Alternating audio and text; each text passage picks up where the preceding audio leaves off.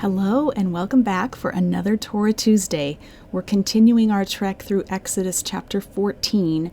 Today we're going to pick it up in verse 15, but before we do, let's review. So far in this chapter, God has told the Israelites who were fleeing from Egypt to turn back around and camp closer to Egypt and to camp right alongside the sea, which traps them. It leaves them no way of escape.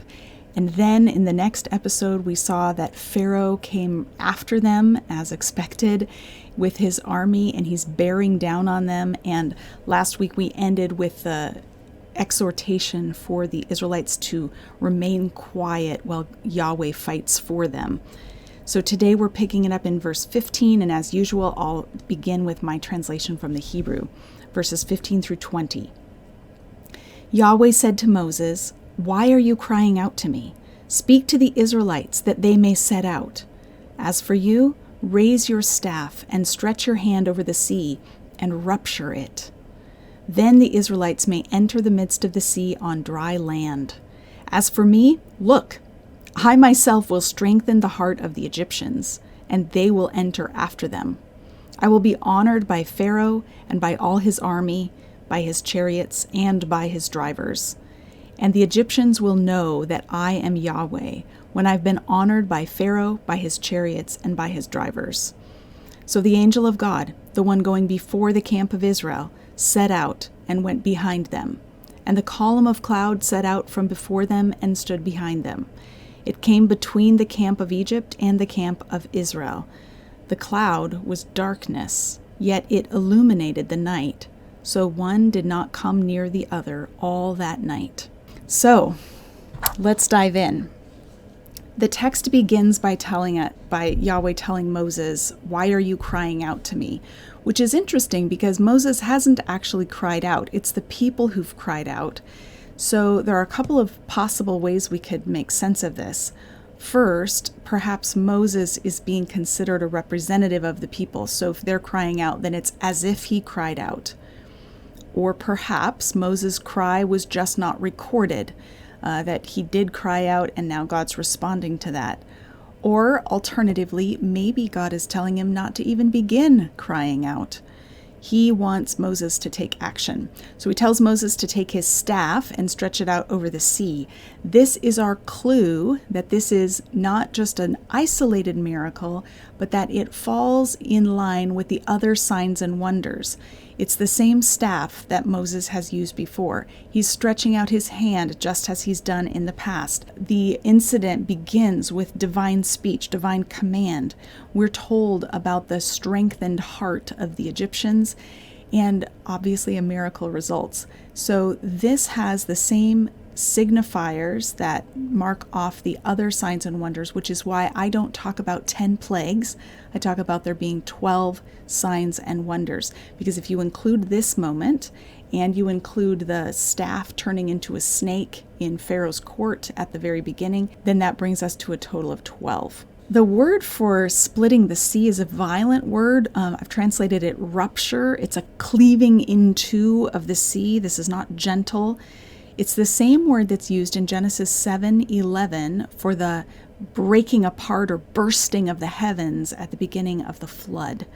And so we have a number of echoes, and we'll talk about these next week, a number of echoes between the creation narrative, the flood narrative, and this narrative. So crossing the sea from the point of view of biblical theology is a really significant moment or episode in the development of biblical theology. God says that he will strengthen the heart of the Egyptians. This is that word that we talked about before, chazak. That is one of the 3 Hebrew words used to talk about the heart of Pharaoh and the heart of the people. Here, God is giving them the courage to carry out their intention, which is to follow the Israelites and recapture them. That will put them right where Yahweh wants them.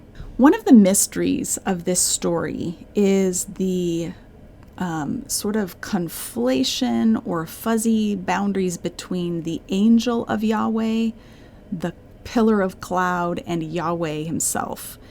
And so notice here that they are separate. The angel is distinct from the cloud. So the angel who's going before them sets out and goes behind them to block the way so that the Egyptians can't get to them. But then the cloud also moves. And we'll see in verse 24 that Yahweh looks down from the cloud. So there's an association of Yahweh with the cloud, but it's not the same. Yahweh's not the cloud. So we'll watch that going forward, the sort of fuzzy relationship between these three entities, the angel, the cloud, and Yahweh. I think it's a mistake to conclude that the angel is Yahweh, or that the angel, I'll be more controversial here, or that the angel is a Christophany, a demonstration or an appearance of Christ in the Old Testament. I know this is a very common view out there, that Christ appears in certain places in the Old Testament as the angel of Yahweh. I don't find that persuasive, and the reason why is two reasons why. One, I believe that if we talk about appearances of Christ in the Old Testament, we are diminishing the significance of the incarnation in the New Testament.